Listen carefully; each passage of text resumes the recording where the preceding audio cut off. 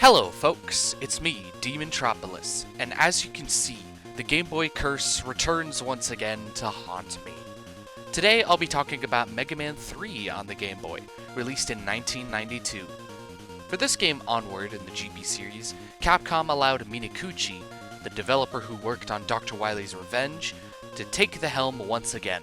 As given GB2's poor performance, Capcom wanted Minakuchi to give this mini-series a fresh start. And fresh start they gave, because you'll notice an overall jump in quality starting with this game.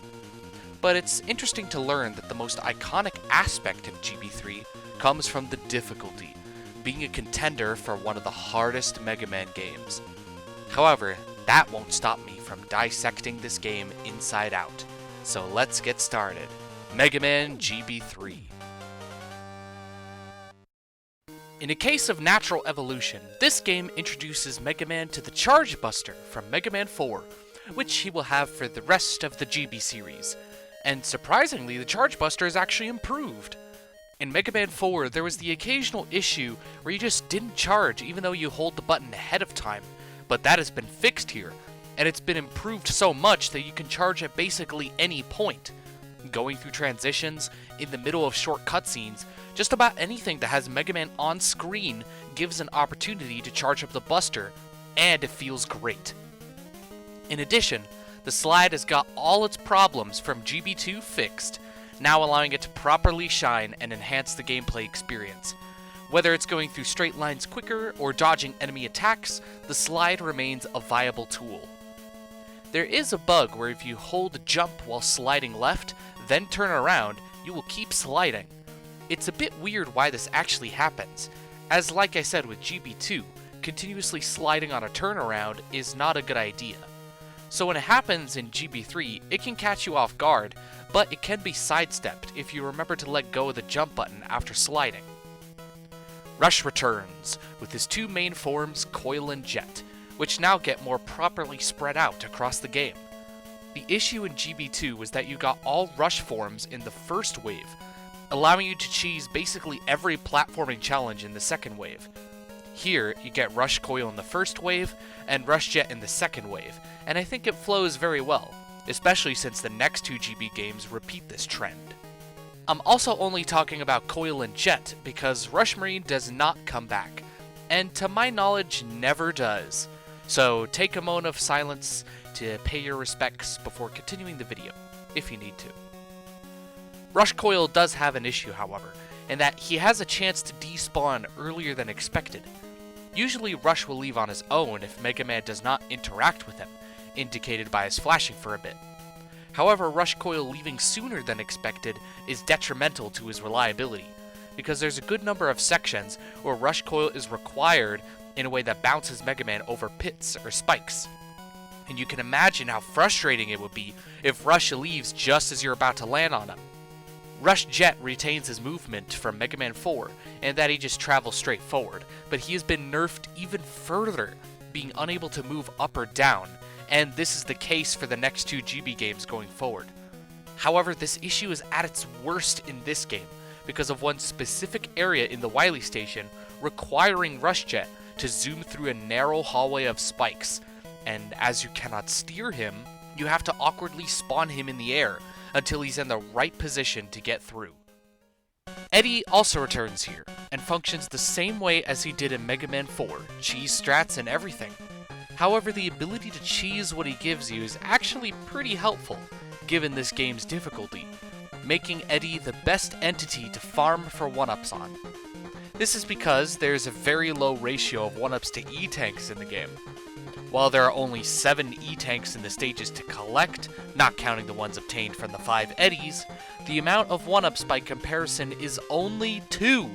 2 1-ups in the entire game, and one of them has to be among the most despicable 1-up placements in all of Mega Man, but I will talk about that later. Mega Man's animations are pretty solid as they usually are, but I noticed one issue with Mega Man's walking, in that he animates incorrectly when walking right, yet it's correct when walking left. You can notice it with Mega Man's head not bobbing around as much as he should. An issue for Mega Man 1 returns, in that any falling pickups reset Mega Man's air momentum.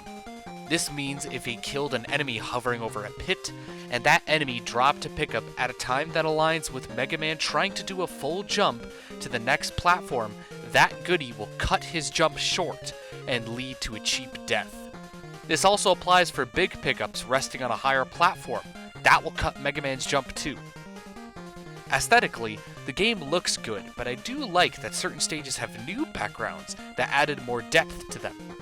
The first bit of Snake Man stage now takes place in a vibrant jungle, fitting a spirit animal more noticeably than a tubular tunnel.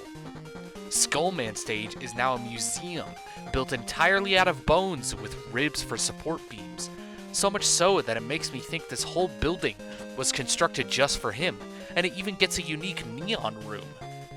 As I mentioned before, the difficulty is one of the more infamous aspects of GB3, being some of the most demanding of any mainline Mega Man game.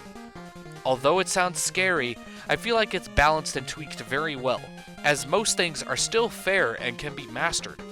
For example, shield attackers are well known for being more dangerous in this game, rushing at a quick enough speed to smack an unsuspecting player in the face. It would be quick to dismiss this as cheap, but they can easily be juked by simply turning back, or even sliding under them if possible. These enemies, along with many other obstacles, are tough and strict, but foreseeably reasonable, challenging in a way that I would call true difficulty. This translates to the level design, as while being difficult, is set up to push players into succeeding, especially on repeat playthroughs. So much so that stages even flow nicely upon getting into a good rhythm. One example is with a new gimmick, the count bombs. These platforms start to tick when you first land on them, and explode when that timer ends. In Shadow Man stage, they're in the first room where you're forced to blow them up to get rid of them. Then, as you drop, you'll land on one and be challenged with jumping at the right time. But you're not actually forced to do that, as you can slide off the bomb as a speed tactic. Sparkman stage has a large drop full of count bombs across 4 rooms. The first 3 rooms have count bombs set up, so there are gaps to slide through if you're fast enough. But the final room closes off all the gaps until one of them blows up. These are set up to allow the player to get through quickly, but not in the way that scums the challenge, and making sure not to fully slow them down in a way that drags the pacing. When it comes to the soundtrack, it's pretty solid. The returning songs for the Robot Master stages are more or less one-to-one to their NES versions, though Dustman's song actually sounds kinda pleasant. That I did not expect. Although I would have preferred if they were remixed, like in Dr. Wily's Revenge, or even new songs entirely, I can look past it, because the new songs in this game are great. The title theme succeeds in preparing the player for what lies ahead. The Weapon Get theme has a great beat to get you excited for the next mission. The Wily Castle theme has hints of mystery and uncertainty, and Punk's theme fits his loud character well. However, it is a bit awkward with the lack of unique stage select music or boss music, making GB3 the only one in the GB series with this exception. The only boss themes in this game are the returning boss themes from Mega Man 3 and 4, and it irks me that Punk is forced to use the latter. It just underplays his significance. When it comes to the first wave of Robot Masters, I think they're well designed in the sense that they each have a purpose. Snake Man stage is the best place to go to if you're having trouble overall, as there are more health pickups, an Eddy, a free E-Tank, and rewards Rush Coil to allow you to get the E-Tanks in the other stages, but it is balanced by having 2 mid-bosses, and said E-Tank being quite challenging to obtain. Sparkman stage has a bigger focus in interacting with gimmicks and knowing what to do with each setup, and Gemini Man stage is more slower paced, with the enemy encounters requiring careful movements and reactions to overcome.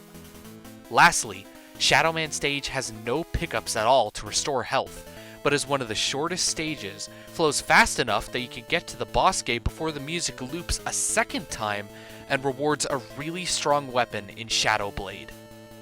The second wave of Robot Masters also get their own stage select, in the same vein as the first wave.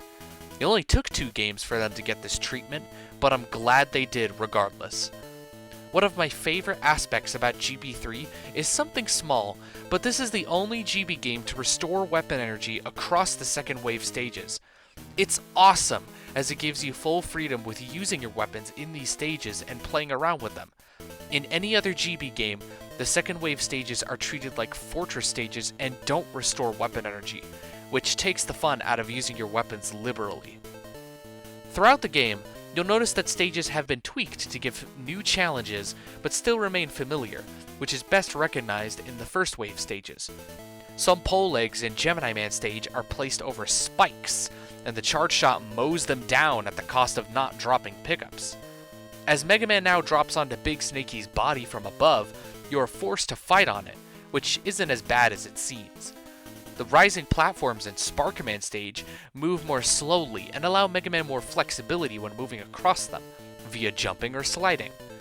Dive Man stage has one room with the water level moving up and down, which not only moves spikes with it, but also a platform that Mega Man has to carefully jump to. And the presses in Dust Man stage have been improved, as there are more danger areas to get crushed, and the Mets are now the dancing kind, which give the player extra time to defeat them before they attack. However, the stages have a lot of issues. In Sparkman stage, the first junk block challenge is ironically the hardest, because not only are you forced to shoot it down to proceed, but you have to stand at the very edge of the platform after passing by, because the junk block comes down very quickly. This gives you very little time to position yourself, and even when you do, there's still a chance for you to bonk your head on the ceiling above. The rest of the junk blocks are much easier to interact with, as you can either just jump over them or shoot them out of your way. The holograms in Shadow Man stage are known for projecting a starry background across the stage to block your vision. But if you shoot one without killing it right away, it briefly flashes the screen in an annoying way that can really strain your eyes. Why did they change it to be like this? One big problem that bothers me is that there's a noticeable difference in overall stage length, going from the first wave stages to the second wave stages. On average, the second wave stages are about a minute or two longer than the first wave stages, which can make it feel like the second wave stages are dragging on for too long. I believe that this is done based on the assumption that the second wave stages should be longer because they should be treated as fortress stages, but it only feels like padding. They should at least be consistent with each other. Another issue with the second wave overall is that most of the Mega Man 4 enemies only take 1 damage from the Mega Man 3 weapons, which severely limits their usage. It took me a good number of replays before I started finding consistent uses for these weapons, either from a one-shot weakness to an enemy, or as a stronger tool than if I were to just use the Buster. Search Snake almost became useless to me until I learned you can drop it on top of the up and down enemies in Dustman stage. I even learned of some weird interactions, like the Mega Man 4 fish dinging Gemini laser for some reason. Drillman stage has a couple of problems, the first of which being this poorly designed room. It contains 2 dropping platforms over spikes, and a spike platform on the right. As you fall immediately onto the dropping platforms, you have very little time to make it to the safe area on the left, or else you will be killed. If you do make it there, you have to be very careful, as dropping platforms actually have side collision for some reason, which can make jumping off the lower dropping platform awkward.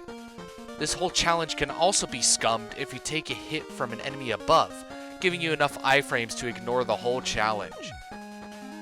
This stage also has the audacity to put 2 E-Tanks together, a very risky choice that would have been legendary if designed correctly, which unfortunately is not the case. Both of them rest on a dropping platform, hanging over spikes. This platform also has another dropping platform right over it, and you'd think you have to fall directly from the above, but you don't have to. The side collision thing I mentioned doesn't apply if Mega Man is grounded, so you could literally just walk off the left side of terrain to land on the E-Tanks, then jump away. It's never failed me once I found out about it, making it way too easy to grab such a massive jackpot. Dive Man stage is the only stage with water, but despite that, the water physics are much more different than any other Mega Man game and take time to get used to. This is because with the sheer number of spikes, you're going to want that water control to be reliable, only to realize Mega Man accelerates and decelerates mid-air like a motorboat engine. My first time playing through this stage felt awful and awkward because of it, and while you can definitely get used to it over time, that's kind of the problem, as this is the only game that's actually designed around these motorboat controls. Then there's Dustman's stage. If you ever wanted a reason to despise him, look no further than one of the worst stages ever conceived in a Mega Man game. So bad that I have multiple cons just for it. To start, this stage is long and boring, but still demands your full undivided attention, as there are lots of Mets of different kinds to pull tricks on you, and more shield attackers here than in any other stage to ambush you in awkward spots. The stage itself is not above cheap placements, with the first jump big being placed halfway into a drop the player has to take, so if you unintentionally land on him, you will take a lot of damage. One later room also has multiple drops and multiple chances to land on Mets by accident. One of the worst bits is this 1-up, which I may remind you is only 1 out of 2 in the entire game. If you don't have Drill Bomb to get it from the right, it'll be the most painful 1-up you'll ever get. This is because you have to summon Rush Coil on a very small platform to get it, and the pit right next to it has up and downs endlessly spawning to bother you if you mess up. But making it out alive with that 1-up is even harder.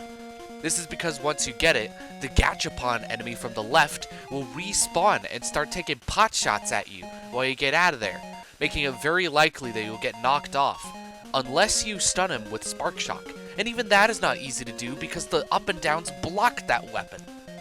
Throughout the stage, there are way too many tight jumps that can spell death if you fail to jump at your tippy toe.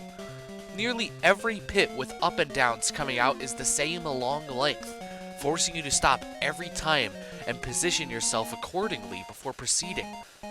Even after the up and downs, there will be jumps with a small ceiling, forcing Mega Man to bonk his head, yet still demand a precise jump.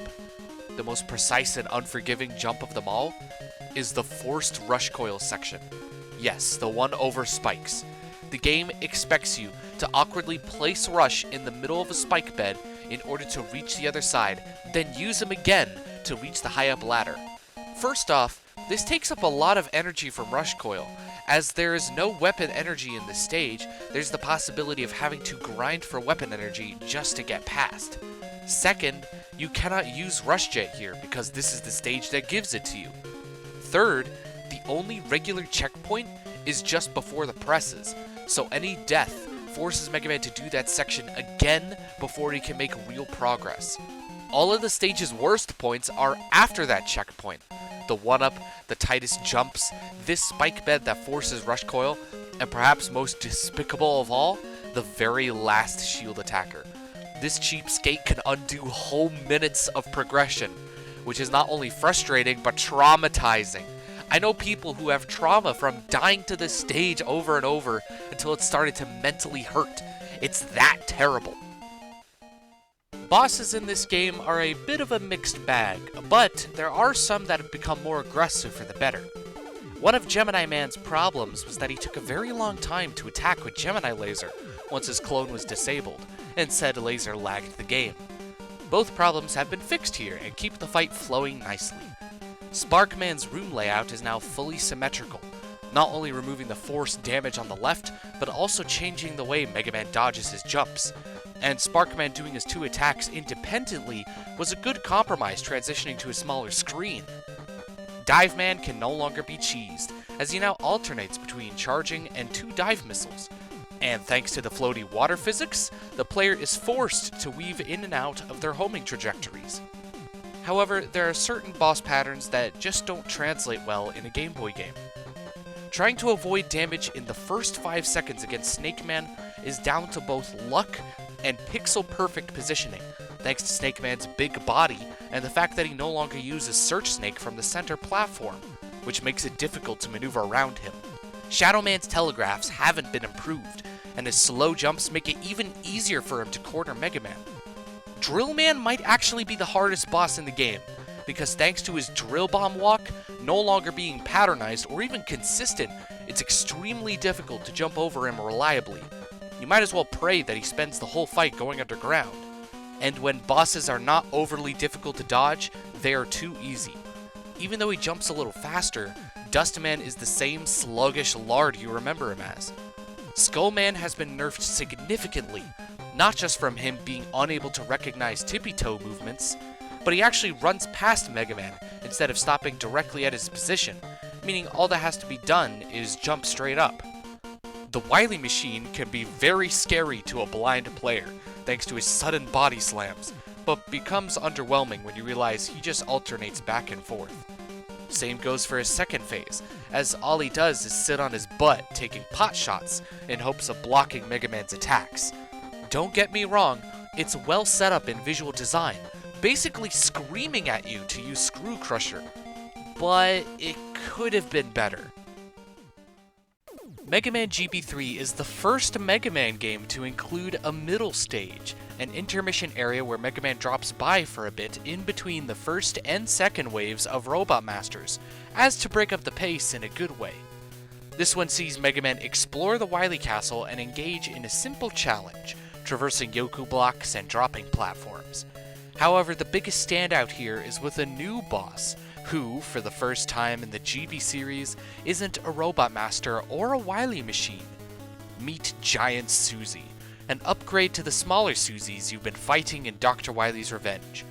In addition to being very well animated with how squishy he is, Giant Susie puts a fun spin on the typical pattern by shaking the ground, jumping around in addition to moving, and increasing in speed over time.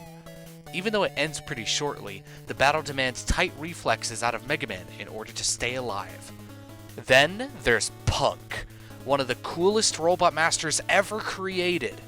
The second of the Mega Man killers, and my favorite of the group, Punk is destructive, and his entrance certainly won't make you forget that. Unique theme song and everything. After carving many holes through Wily's own castle, he challenges Mega Man to a duel after he defeats all 8 Robot Masters.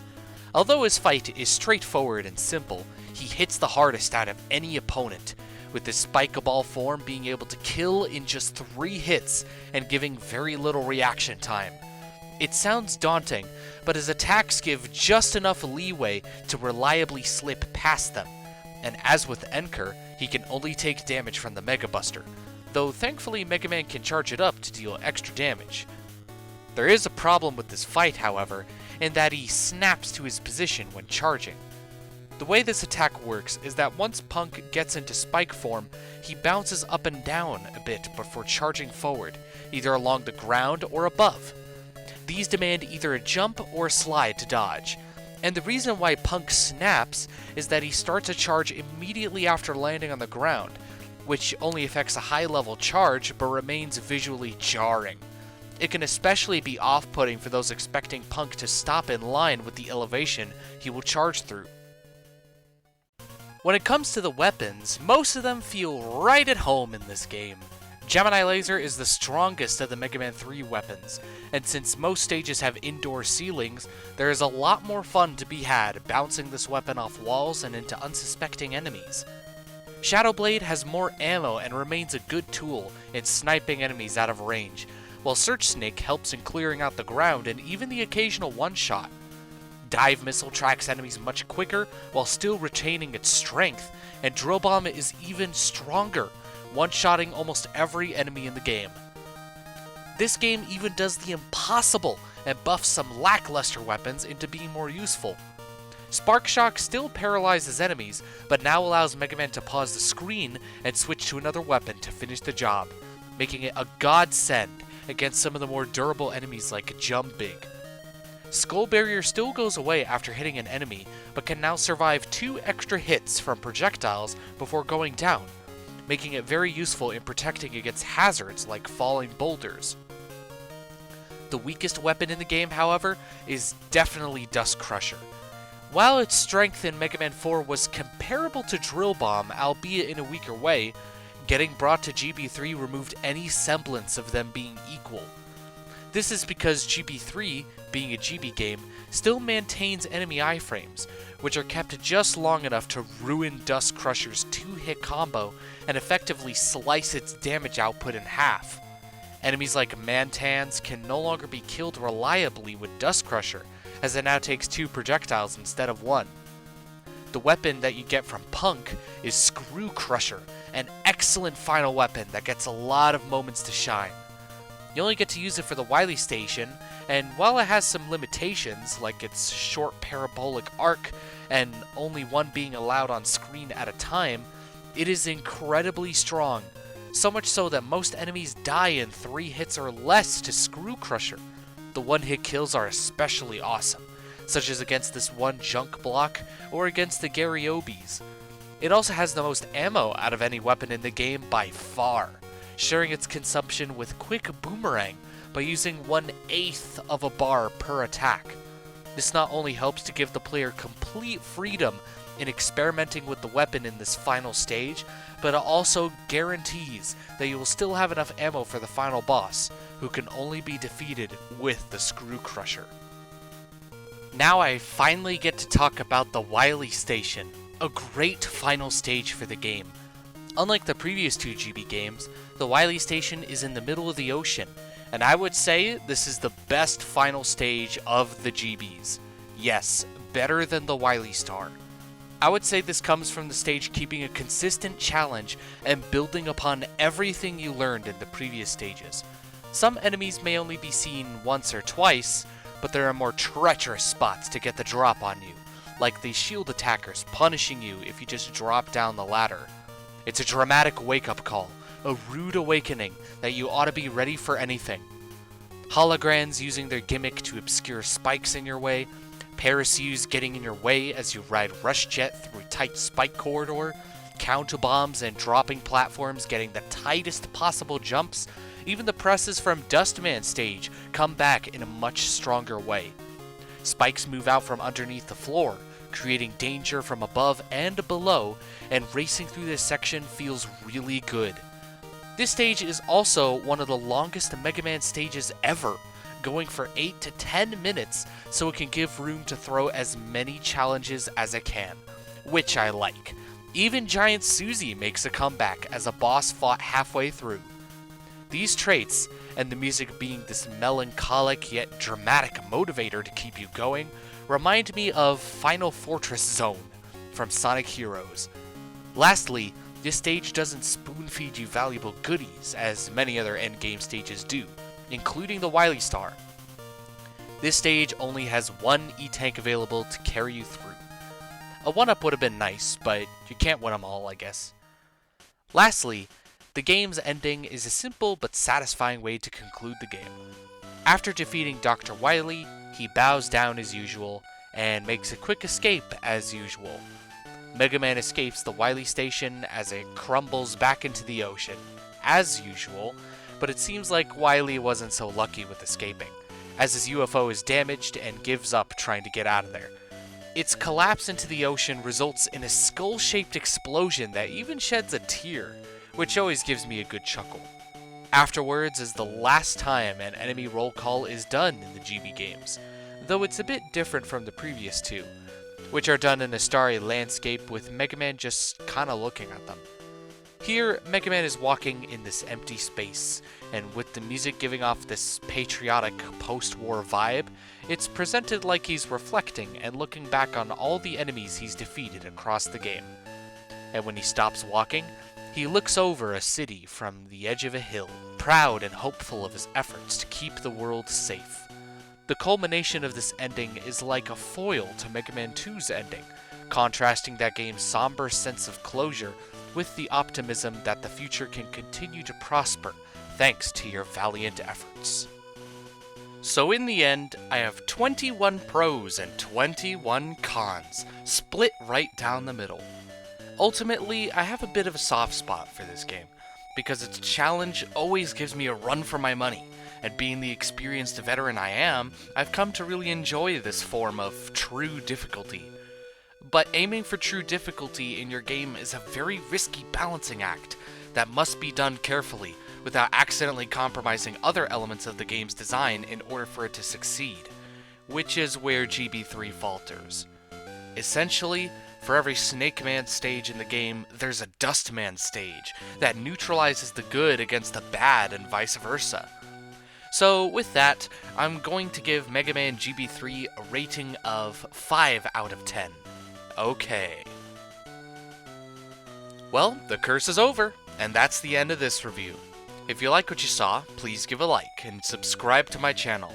If you're not up to date on my other Mega Man videos, I'll have them in the description. And consider joining my Discord server, DeMontropolis, also in the description. I'm honestly surprised how fast I managed to develop this video, as outside of the script, editing and recording everything took only 2 days overall. I guess it's what happens when motivation kicks in, like a bucking bronco. With that said, I'll be signing off. Take care, folks.